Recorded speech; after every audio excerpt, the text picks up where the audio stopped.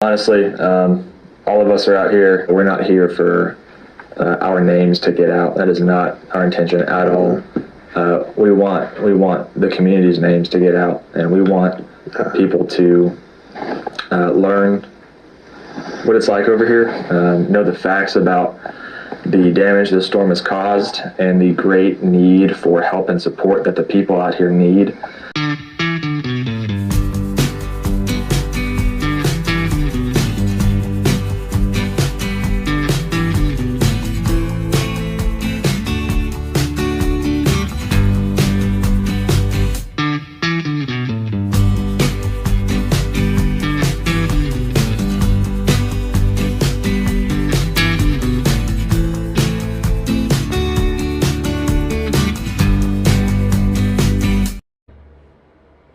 We finally got here, and we were able to meet up with Sierra 55, a chief search and rescue team. I've been driving about 20 hours, but they have agreed to talk to us and share with us their testimony. Can we just start by, who are you? James Doherty, and we are Sierra 55. This is Laurel, Nolan, and John. And James, why are you out here? To help. Okay. Can you explain to the viewers on what you went through to get here? It was a lot. We came down working for a PMC company. I did. And the PMC company was ran out by some locals after, I believe, week 2.5. So after that, they told me they had to get out. I relinquished my title and my position and said I'm staying with my dog. The people needed help down here. He understood. He was completely nice and calm and collective. So we started taking supplies, getting our dogs ready, and we just started working, building a team, getting it together. The more affected areas we seen, the bigger we got, the more things we got, the more people we were able to help. So you have a group of 5. You originally came out here through your employer. You quit so that you can stay out here and continue to help people. Nolan, what about you? So I'm 21, 22, and I was coming up to North Carolina after the hurricane so that I could help out the folks out here. I live in Florida, and so, both hurricanes hit Florida first. And so for the first few weeks, I just ran around, helping the folks down there, getting the trees out of the roads, that kind of thing. I just stopped going to work so I could help everybody out there. And then I heard about an opportunity to come over here. So when I heard about that opportunity, I came up to North Carolina to, just see what I could do. And I was here for a couple of days passing out food and water. On the second day that I was out there passing out food and water at this church, I saw these 2 guys, James and John. Saw them in the church, and they looked real tired. And now the difference was, what we were doing, we were passing out food and water, right? And it wasn't that hard. We worked for 8 hours a day. We were done at 5. It was fine. These guys looked tired, and so I thought, I want to talk to them, see what's up with them. So, right, I talked to them. They told me that they're in search and rescue, and as soon as they say that, I think that's what I need to be doing. Like that's how I can really help people. Not that distribution of food and water isn't helping, just that's where my heart was. So I kind of walk away, and it just kept being on my heart that I should go talk to him, and see if I could help him. Thought the answer would be no, but I was like, okay, Lord, if you want me to do this and help them, meaning that I would stay here longer, not knowing how to get home, then they're going to still be in this church building when I come back. And so I came back, and when I walked in the room they were in, they were walking out of the church to leave, and I wasn't going to see them again because I was going to go home that night. And I yelled over, I said, hey, and James turned around, and he said, yeah. I said, you guys need any extra hands out there? And James said, you going to be here tomorrow? And I said, yeah, because if he needed my help, I was going to stay. And I said, yeah. He said, be here at 10. So since then, I've been rolling with them. And since that day, it's gotten so much bigger. we've been able to help so many more people, and that's been a huge blessing. So basically, you all, for the most part, came out here separately. You joined teams because your heart to serve Americans in need grew you guys together. And now, if I'm not mistaken, you guys are the top or chief SAR team right now. So can you explain and try to articulate, like, okay, we see a lot of polarizing stuff on social media. What's going on behind the scenes? Is there still a need? The hurricane hit 6 weeks ago. Why are you guys still here? The need is definitely still here for help. We don't have, we have people living in U-Haul trailers. I have a 72-year-old lady living in a U-Haul trailer who couldn't keep her insulin warm, so she was hospitalized or cold. There's still X amount of people missing that they're not disclosing. There's people living in tents in front of their houses, whole tent cities. There's devastation not only in the bigger cities where everybody gets to see, but also the smaller communities. And the help had left because everybody thought it had been, the help hadn't left, it had dwindled because everybody thought it was just another hurricane. But what they don't understand is, you know, there's people that have nothing left and they're stuck in the mountains and it's getting cold and there's no shelter other than a tent and a propane heater. Here directly in this part of Tennessee is we're seeing people get sent home because they don't have food to feed the volunteers anymore. Some of the places aren't taking donations anymore because they're being told by larger entities that people don't need help anymore. When the people are begging for help, and it seems like no one's answering the call. So, I mean, somebody's got to answer the call. Find a point of contact. If you don't have a point of contact, we'll be your point of contact. A point of contact, and we can point you in directions, or your point of contact should be able to point you in directions. It's everywhere. I mean, there are churches everywhere. I would find a church that can point you in the right direction if you don't want to contact a team like ours. Any agency, as far as the churches go, definitely can get you in the right place. Can you walk us through, like, the last week of your work? Like, what you guys had to go through? Was it easy? Was it hard? What did you guys go through the last week? The last week's been pretty challenging. We came up for some R&R, and then we got stopped by a local EMS and a out-of-state detective that were waiting on a SAR team.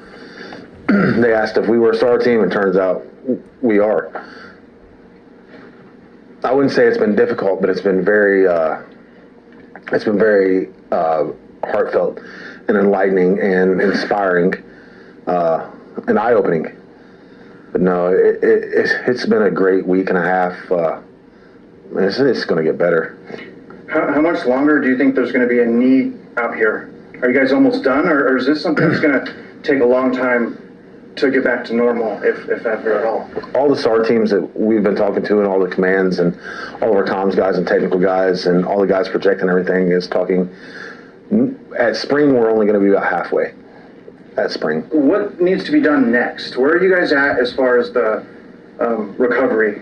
As far as recovery goes, if we need more cadaver dogs to come back. We need more teams to come back. We need more aerial support, thermal, LiDAR.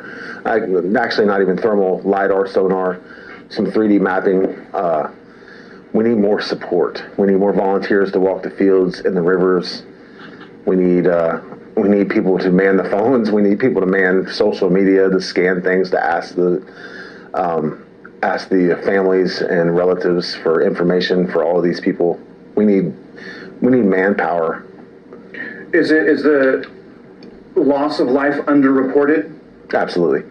So in mainstream media, it's saying, and it's still a lot, 200-300 people passed away. How much more? Again, you guys are boots on the ground, so there's a certain level of you're gonna just know more than what I'm gonna know when I'm sitting on my couch watching TV. You guys are in it. You guys are being heroes. You're helping. We were asked to keep that private and not disclose that information, but they said don't disclose the exact information, but it's in the thousands. And how many people would you say are still missing? We can actually report that. Total missing, I believe it's 567 right now. 567? Yes, sir. Okay. And how are you guys as far as support? Are you guys running on fumes? Do you have enough support financially, supplies? Where are you guys at with as far as? We're running on fumes. Every team out here is running on fumes. Our dogs are tired because there's so few teams out here left. We are running on fumes, but at the same time, we are still being blessed at the last second to keep going, and we're going to continue going until we run out of resources. And what's your biggest need right now? Your team. My team, funding, veterinarian care, funding for gear like we could use. We're doing a lot of travel in vehicles. We could use side-by-sides from four-wheel drive vehicles to get up the mountains. We came down here in our personal vehicles. That's not even my personal vehicle out there. That is, we lost Reverse dropping off a donation to a animal rescue company, and she said, you can just back out. I said, I don't have Reverse. She said, oh, you can take our SUV. He had to have his truck brought up from South Carolina. We could use mobilization, and that's for all of us. Like some of these SAR teams, a lot of these guys are volunteers. Like they're volunteer SAR teams that just have HRD dogs.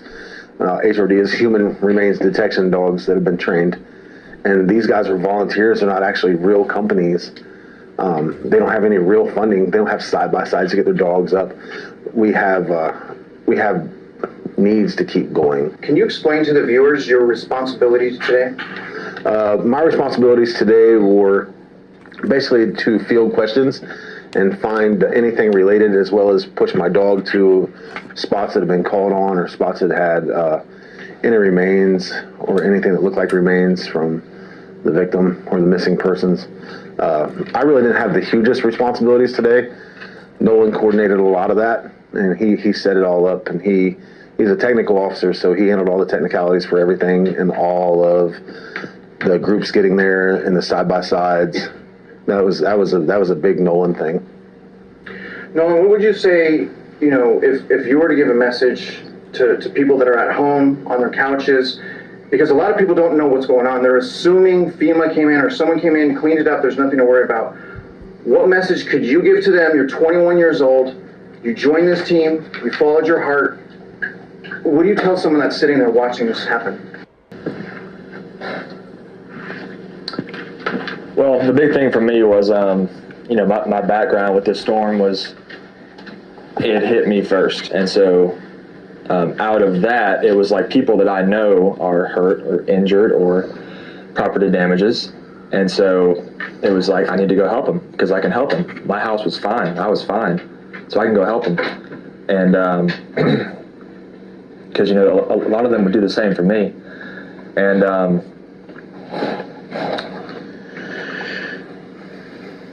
I guess I would say that,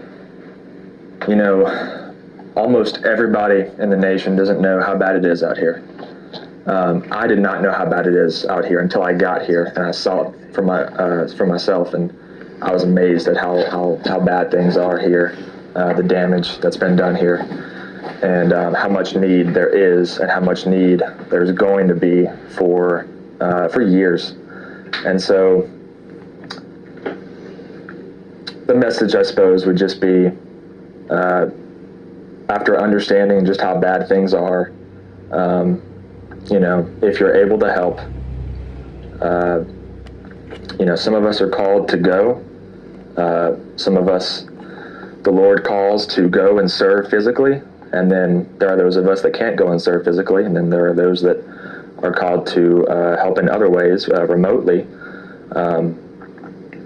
But love your neighbor as yourself. That's not a me judging anybody statement. That's just that's truth, and it is fulfilling. This stuff we're doing out here, hardest I've ever worked in my life. And I was raised on a farm. We did hard work, right? But this is tough stuff. But there's nothing that's been more fulfilling than being able to help people, and that's across the board. There's nothing that's more fulfilling than helping other people that really need it. Nolan, can you explain to the viewers, from your point of view, and you may want to chime in too, can you talk a little bit on the response potentially from the municipalities. Can you explain maybe and help clear up? I know what happens in Houston. Normally the immediate response is the community. Is that what you guys saw here, where it was the community coming together? And if so, can you explain how important that is? Obviously you're being led to help your brothers and sisters. So I'm assuming that community is important to you. Mm-hmm. Yeah, definitely. That's kind of the story with most things like this, most disasters, civilians, the people around you, your neighbors, they're going to be the first people that are able to help. They're going to get there faster than first responders and EMS. So the community, especially where we've been, the community has been amazing. It has been so encouraging to our entire team to see all the people that are pouring their own time and their own money, people that are coming in from different states to help in just whatever ways they can. The community has been a blessing to everybody that's been hurt here, and also to us as we're trying to help. Okay. So that's been very encouraging. James, what do you think about this 21-year-old kid on your team right here? I think listen, I told him this last night. I've trained a lot of people in my life. This kid's trainable, and he listens and he learns well, and that's the whole team.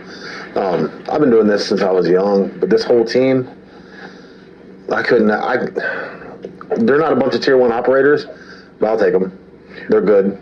What would you say the strongest thing about your team is? Integrity. Tooth and nail, they're going to get it done. Is this your dog right here? No. Whose dog is this? This is James's dog. And what is the dog's job? Storm is a HRD dog, as well as my PTSD dog, and a few other qualifications. Storm's job is to make us all look good. How's she doing? She's doing great. She's tired, like since day 2. You can go ahead and take that. She has to take that. I just want to tell you guys real quick, on behalf of the real estate mindset community, we appreciate you guys. You guys are absolute heroes. Don't let anyone tell you otherwise. It takes absolute grit and heart and determination. We're going to do the best we can as well to contribute anything we can financially.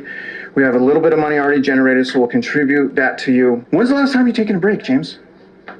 It looks like it's been a minute, man. Have you been a minute? We were supposed to take a break a little bit back. It's been a while. But can you tell them, how did you even end up here? You ended up here at this base camp because you were trying to take a break, and then on your way up here, you saw an overwhelming amount of need. Could you go into that, James, and tell the viewers where we're at? A lot of people think that we're in North Carolina, but that's not accurate. We're in East Tennessee. We're close to Irwin. We're in Greenville right now, actually. This is a blessing in itself to be able to sleep in a hot bed and have a stove and a fridge. Like, this is nice. Like, so I guess this kind of is a break. The little communities don't, you got bigger cities like Asheville and Swannanoa and all that, and they make the news, but, they just kind of forgot about these places. And it's not, the community, like he was saying, the community here didn't forget about them. The people that come through don't forget about it. If we can reach out to a whole nation to say, hey, what about the little communities that don't have anything or don't have the spotlight or the news? It's just as bad here. It's just as bad here. Can you tell us, when I was driving down here, it hit me hard. It seemed like some of that mud bank was hundreds of feet in width. I've never gone through anything like that, even the flooding I've gone through. What happened in Tennessee to create this? This has never happened before, obviously. When Helene came through, she flooded a lot of things. She took a lot of water with her and pushed it down Nolichucky. And the Nolichucky was unforgiving. Like, it just, anything in this path from what we estimate, like almost 200 yards, 300 yards from river up on both sides. And there was, I can't remember what the level of flooding was, but we seen cars that literally traveled less than a football field away, and it looks like it just got crumbled up into a pop can. It's swept. We found things that were from 20 miles away. Can you just give us your backstory? Let us know why you're here and what you've learned throughout this time as well. My name is John. I'm from Asheville, North Carolina, so I've been at it since day one. Storm hit. We were out of the house a couple hours later. And originally I was just working with the church, trying to get plugged in and serve best I could. My background, I spent 4 years as a volunteer firefighter. So I have some background in this, not specifically just search and rescue, but this is where my heart lays, doing work like this. And so I met James at the church. He was picking up supplies and I helped him load his truck. And I remember he was asking me what I was doing that day, and I said, I'm going up here on the mountain to check and see if people are able to get out of their houses. And I'm also helping with any missing people that we find out about. And he said, I remember him specifically saying, let me know if you need help. I can get you a helicopter.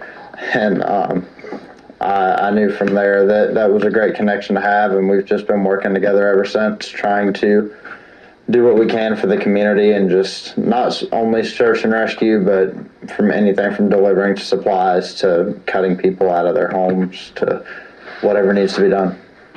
You, sir, are an American hero. There is one more person on the team, and I have a special question for you, actually, a very special question. You seem like you have a huge heart. That's what I'm getting from you. And I would ask if you could talk to maybe the person in this area in Tennessee that is discouraged. Maybe they think they're alone, that no one's helping them. Can you give them a message of hope? You see right in front of you Americans helping Americans and asking for nothing in return. So can you give us a message of hope? You know, this is a huge tragedy. It's a huge crisis. And as bad as it is, it's like we're seeing the very, very best come out of people. And there's no boundaries between us. When we're out on the field like that, it's like I'm saying I love you to a stranger. I mean, we see eye to eye, and we just help each other. We feel their pain, and we want to all help each other as much as we can. People are giving the clothes off their back. They're side by side in their truck. Here, take it. Take it for a week. You know, there's just so much love and compassion and care. The best of humanity is coming out. And that's all I can say. Stuff is temporary, and, you know, the sad part is loss of life, and which we know is inevitable when we're born, but it never makes it easy. And but there is a silver lining in all this. And when I met these guys, this team, it's like what I told James, like, I don't know why, but I just see so much integrity. And it's a rare commodity. It was before this, but I see so much integrity in these people, and I want to be with them. I want to hang with them. I want to do life with them, and I am so blessed, because sometimes I feel like I'm losing hope in humanity, you know, but it's coming alive, and this is the silver lining in it. And it's bringing the best out of people. Last question for Kathy. How much longer are you going to be out here with them? As long as the Lord says you're done. You know, I don't know. This is a journey. I take it day by day, and it's just things are happening quick, and just day by day. And I'm in it. If the Lord says you're not moving, I'm not moving. If he tells me to quit tomorrow, I'll quit tomorrow. So I'm all in. I'm going to have your email, your contact information. I'll also try to divert some of the funding for this trip to you guys. Obviously, I'm going to tell you right now, myself and my community, we want the help to go where it's needed. Who else is out there with you guys? I'm talking when you guys are going deep. You said you're flying drones. You were mentioning a helicopter. How many SAR teams are there of your caliber? In the area, none. So how do we make that change? Asking. We've asked. A few have answered. We've actually got some new dogs coming in, so my dog gets a break. We had a sponsor I shouldn't say a sponsor, a funder, get us some funding to stick another SAR team of dogs up here so that my dog can take a break. Not so much us, but the dog can take a break. She's bringing us 6 dogs and 2 handlers, so that's a big deal for us. We're going to stay out of the SAR team's way, and maybe their fresh eyes will see something we don't, some things. Will be support for them because we don't want to make them feel controlled or anything. 17, 18, we don't care how many. If they want to run it, we'll let them run it because we're pretty tired, so they can catch something we can't. It's not about, who's the better team or who has a better dog. It's about, giving some relief to these people so that they can bury their loved ones in peace. Nolan, let me give you the last words here, brother, before we go. Honestly, all of us are out here. We're not here for our names to get out. That is not our intention at all. We want the community's names to get out, and we want people to learn what it's like over here, know the facts about the damage the storm has caused and the great need for help and support that the people out here need. This winter is going to be very hard on these people. When it gets cold, these people are displaced. They've lost their house, cars, no insurance, and they have nowhere to stay. So they're sleeping, outside in the woods and U-Haul trailers. And when it gets so cold, we're just trying to work as hard as we can so that we can mitigate as much as we can for this coming winter. But we're all just here to serve those people. And if there is anybody else that shares that desire, shares that heart to serve, you know where to find us. Give them a round of applause, and let's show them what YouTuber and a community can do for local heroes like them. Let's donate to them, and let's help these people out until the job is done. Don't settle for less.